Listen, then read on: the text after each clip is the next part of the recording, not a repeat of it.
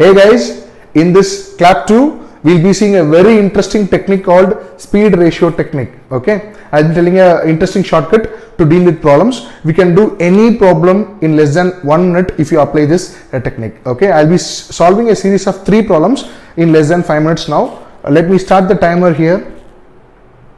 Okay, let me explain you the actual concept. We know very clearly that speed is equal to distance by time, right?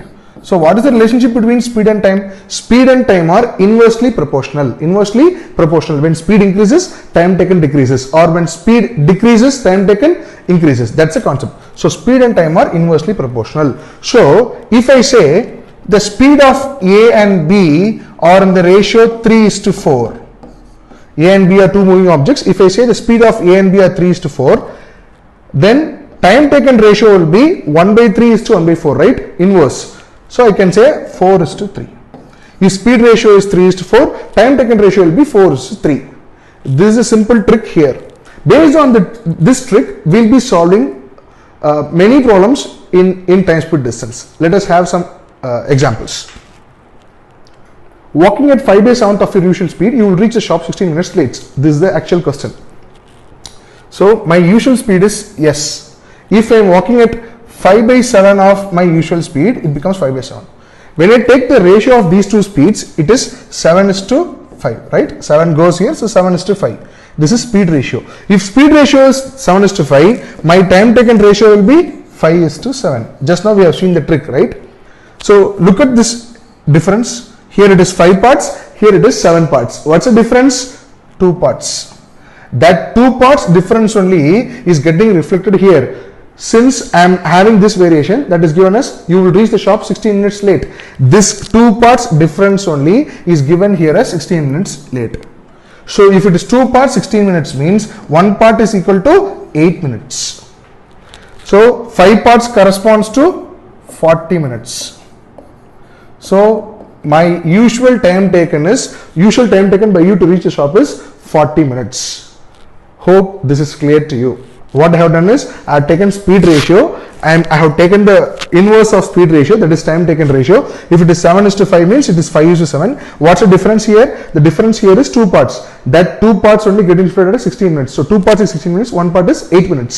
So if 1 part is 8 minutes, 5 parts corresponds to 40 minutes. The question asks this usual time taken, that is 40 minutes. Am I clear? Let us have a look at one more example. Walking at 3/4 of the usual speed. So usual speed is yes. New speed is 3/4 of s. So what is the speed ratio? 4:3. If speed ratio is 4:3, time taken ratio is 3:4. What's the difference here? 1. 1 part corresponds to 18 minutes late. 1 part corresponds to 18 minutes means 3 parts will correspond to 54 minutes. So usual time taken by him to cover the distance is 54 minutes. Hope this is clear. Let us go for one more example. Murali, when increases his speed from 24 to 30, reaches office 10 minutes early. So speed ratio is 24 and 30. Ratio is 4:5. Time taken ratio is 5:4. What's the gap here? This is speed ratio, this is time taken ratio. Gap here is 1 part. That 1 part is giving him 10 minutes early difference. So 1 part is 10 minutes means 5 parts equal to 50 minutes. That is usual time taken of Murali.